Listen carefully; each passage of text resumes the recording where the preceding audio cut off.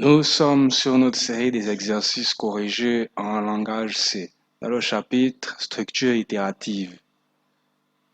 L'exercice qui est là, il veut qu'on écrit un programme qui permet de saisir une série de valeurs n, valeurs entières positives, et le programme détermine et affiche tous les nombres premiers de la série. Donc l'utilisateur va envoyer des données dans le programme et le programme va ressortir des résultats. Maintenant passons sur CodeBlocks. Et je nous devons mettre notre bibliothèque pour les instructions de base include stdio.h. Ça, c'est la structure de tous les programmes en C. Maintenant, on va déclarer notre variable. Plutôt nos deux variables pour que l'utilisateur spécifie le nombre de valeurs qu'il veut mettre et nombre pour les valeurs qui seront mises à chaque fois.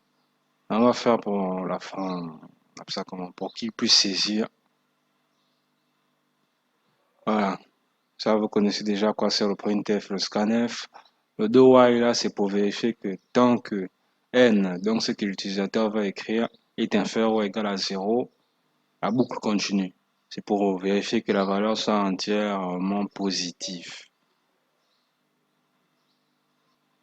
Donc là, nous avons commencé une boucle. On dit entrer les deux valeurs, en tout cas, D représentera le nombre de valeurs qu'il a mis. Et la boucle qui est là, on a initialisé, on a déclaré i et on l'a initialisé à 0 et i est inférieur à n. Donc ça veut dire que l'incrémentation va commencer à 0, 1, 2, 3, 4, jusqu'à ce que ça s'arrête au niveau de n, le chiffre que vous avez rempli, que l'utilisateur va remplir. Si c'est 10, ça va s'arrêter à compter à 10. Donc après là, il va entrer les valeurs i. Ouais. Parce que ça commence à 0, donc plus 1. On commence à 1, première valeur, deuxième valeur, et on récupère ce qui est décrit avec scanf. Ça, c'est une... Voilà, attendez un peu ça. Donc, je disais, la condition là vérifie si le nombre qu'il saisit est inférieur ou égal à 1. Parce que les nombres négatifs ne sont pas des nombres premiers. Ils ne sont pas du tout primaires. On déclare une variable int appelée est premier qu'on initialise à 1 pour dire qu'elle est premier. Si c'est égal à 0, ça veut dire qu'il n'est pas premier. Comme ça qu'on va identifier ça.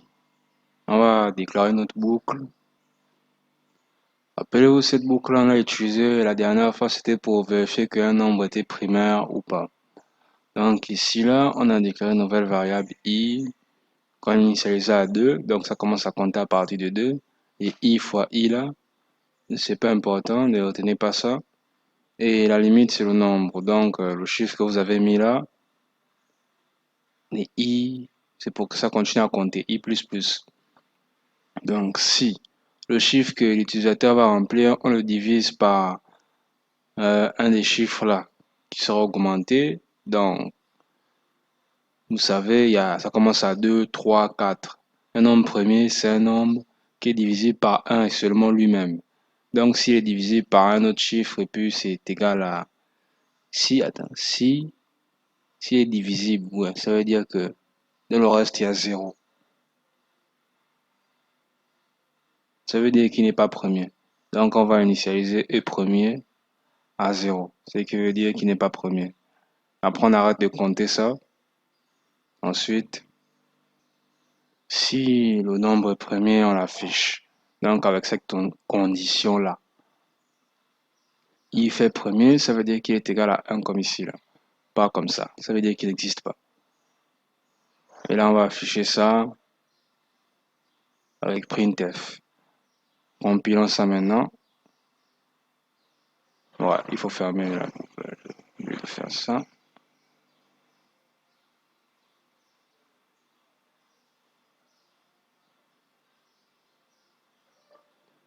On va mettre 5,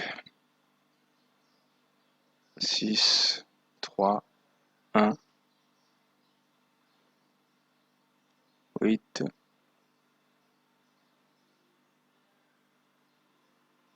Ok. Si vous avez aimé la vidéo, vous pouvez liker, lâcher un commentaire ou partager la vidéo. Et n'oubliez jamais ça, Dieu récompense les audacieux.